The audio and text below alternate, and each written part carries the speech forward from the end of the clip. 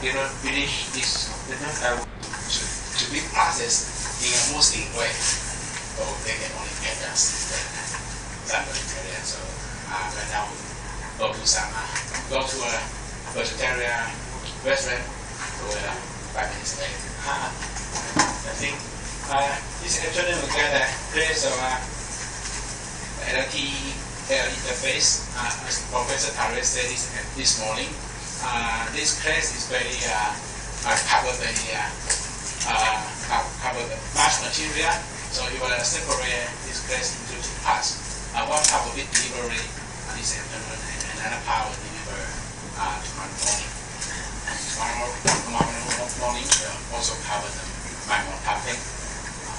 Okay, so I think we have prepared the slides, so it's time to start the class right now. So again, we'll show all we can to Professor Tharek to give the class for us.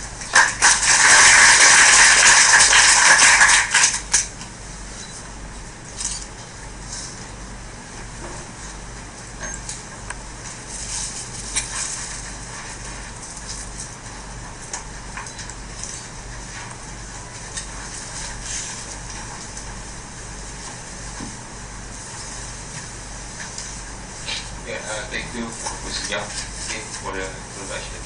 And for afternoon, so I think today we continue as mentioned by Professor Young. Maybe this topic a bit long. If I cannot finish this afternoon, we will continue tomorrow morning. But tomorrow morning we have another topic to cover on MIMO. But MIMO is not so big because just giving some idea of how antenna, multiple antenna can be used to increase the speed in the LTE. Okay, I think what we covering here is more related to the interface between the base station and your mobile unit. You see here.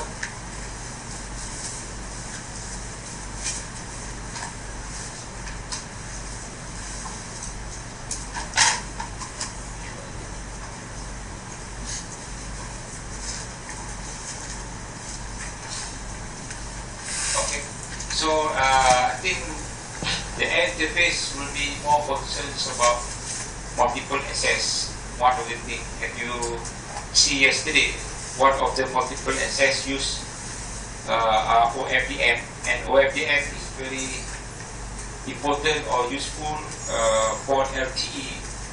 And then we will see that what is the difference between OFDM and OFDM-A. OFDM is basically originally from frequency division multiplexing. That means you are multiplying many users into the channels.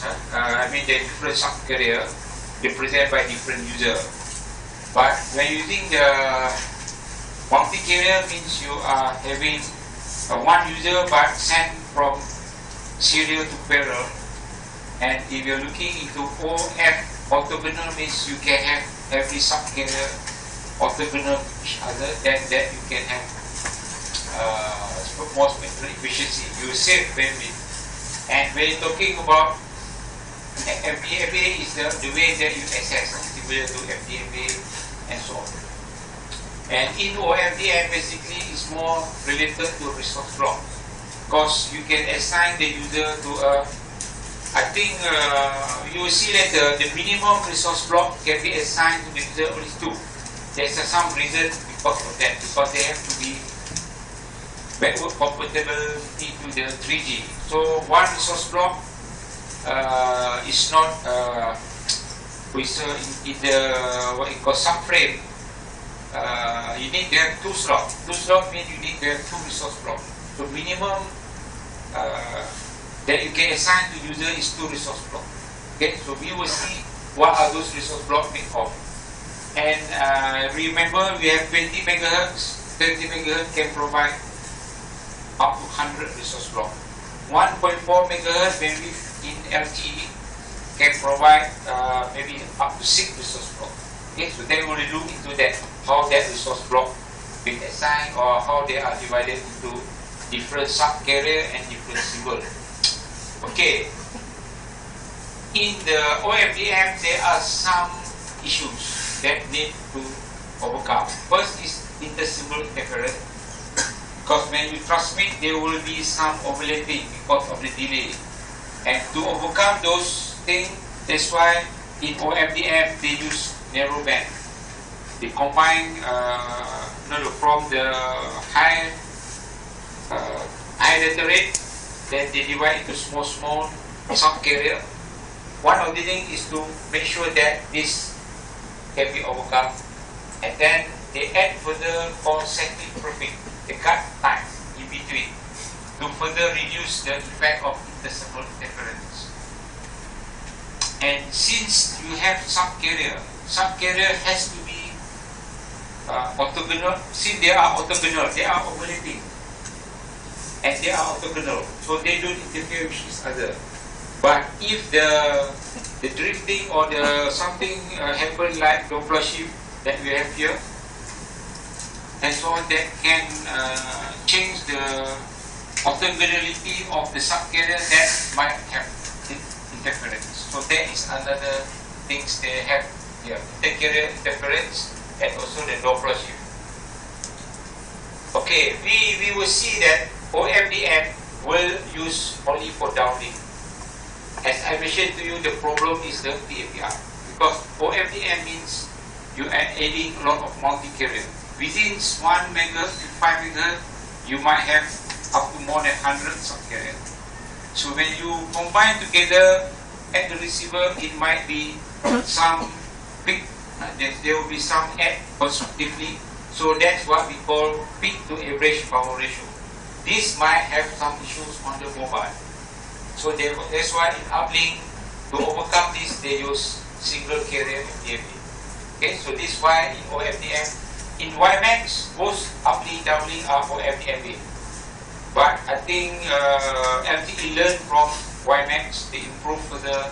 Instead, to overcome the complexity of the mobile, they change it to single carrier FDMA. So we want to see what is the difference between these two? What is different? What is the thing you have to add in OFDM to make it become single carrier? And what are those differences? Then you will see the usage of the single carrier in uplink. So remember, in the LTE, downlink is OFDMA, uplink is single carrier FDMA, right? So those are the, and we will see also some requirements of the base station transmitter and the receiver, because transmitter receiver can be base station, also can be for user. Both have transmitter and receiver. Okay, as a start, we see that why we need to use OFDM. One reason is they can be scalable, because you can assign different bandwidth to variable bandwidth, which means we are at scalable design. We can have allowed to the technology to utilize the bandwidth variable up to 20 MHz. That's why you see in LTE we have 1.4, 3, 5.